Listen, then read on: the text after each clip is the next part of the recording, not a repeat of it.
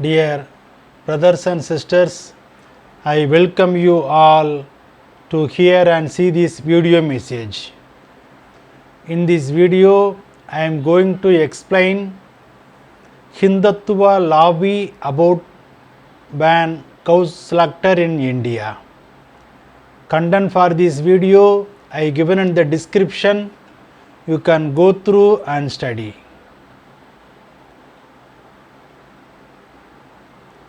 The Sangh Parivar claims that cow slaughter takes place because of lack of a legal framework. This is yet another lie. According to the website of the Department of Animal Husbandry, except for the states of the Northeast, all other states have anti-cow slaughter laws in some form or the other. But what angers the Sangh Parivar is that many states differentiate between useful and useless cattle in their laws. Once a cow or bull or bullock has crossed a certain age and can neither produce milk nor be useful in any agricultural work, such cattle can be slaughtered provided the authority concerned gives a fit for slaughter certificate. Such laws are not only peculiar to India. In the Punjab province of Pakistan, there are strict regulations against the slaughter of milch animals and draught animals. Socialist Cuba, facing decades of economic blockade by America, has laws against the slaughter of milch cows to guarantee its social welfare program of a litre of free milk to every child below 7 years and free yogurt to all children above 7. However, even in Cuba, cattle which becomes unproductive are fit to slaughter. But in India, the Hindutva forces from the time of the Constituent Assembly do not accept an economic basis for the argument. Their argument is, if Pakistan bans pork on religious grounds, then why should India not ban cow slaughter and the possession and consumption of beef? In other words, the attempt was to turn India into a theocratic Hindu Pakistan. At that time, it was Dr. Babasaheb Ambedkar who led the opposition to the demand made for a national ban on cow slaughter. Dr. Ambedkar's scathing criticism of the caste system and the Brahminical order contained an analysis of the grounds for untouchability practiced against Dalit, one of which was consumption of the meat of dead cattle. He held that the demand for a ban on cow slaughter was a way of introducing Hindutva of the upper caste into what was to be secular constitution. In the face of strongly divided opinion in the Constituent Assembly, Dr. Ambedkar worked out a compromise for the inclusion of Article 48 in the directive principles rather than in the text of the Constitution. Article 48 states, the states shall endeavour to organize agriculture and animal husbandry on modern and scientific lines and shall in particular take steps for preserving and improving the breeds and prohibiting slaughter of cows and calves and other milch and draught cattle. That the Hindutva right wing wants to reverse the Dr. Ambedkar formula, impose a total national ban by removing the fit for slaughter provisions and link it with a ban on the consumption of beef.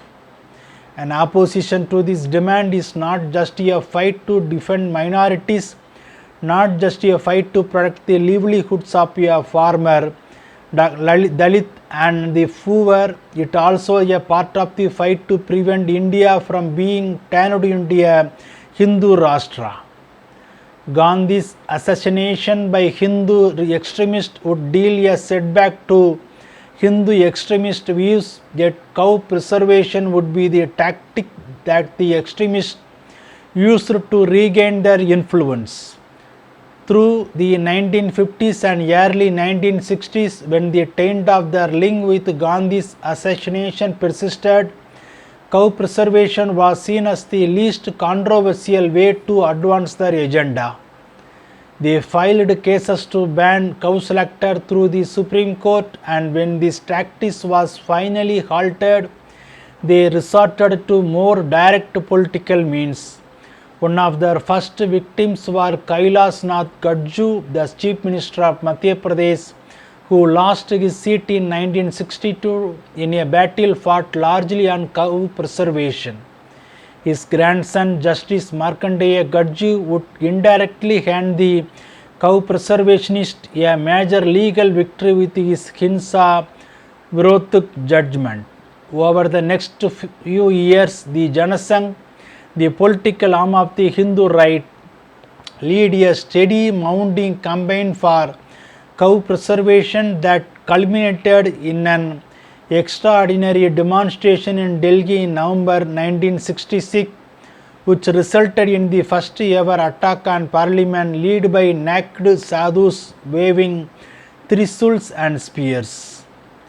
This cow preservation movement, it should be noted, had no interest in the details of Gandhi's program for cow welfare. Its demand was simply for a ban on slaughter, with little thought on what would really benefit cows. But there was a third approach to the issue, and this would be articulated by Dr. V. Kurian, the founder of India Dairy Revolution, who was appointed to the Committee on Cow Slaughter that the Indian government set up after the 1966 agitation, who find some solution to this issue. This committee had cow preservation heavyweight like the Sankaracharya of Puri and M.S. Kovalkar of the RSS, yet they were stymied by one basic point which Dr. Kurian would articulate in his memoir, "I too had a dream.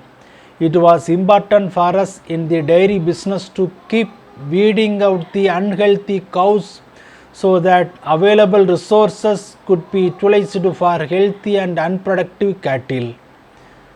When the Sankaracharya argued this, Dr. Kurian simply asked if he was willing to take all the unproductive cows in India and feed them till they died.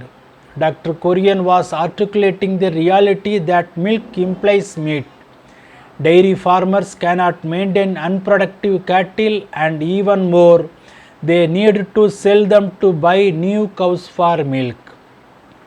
Societies around the world had no problems with this, but in India it was concealed thanks to the caste system, where the uncomfortable truth of buying and disposing of old cattle could be passed on Dalit, and then the Muslims who could be stigmatized yet provided a necessary service. India's major consumption of milk rested on this hypocrisy. There is Dr. Kurian's clear position that is milk if required, then cow slaughter is inevitable.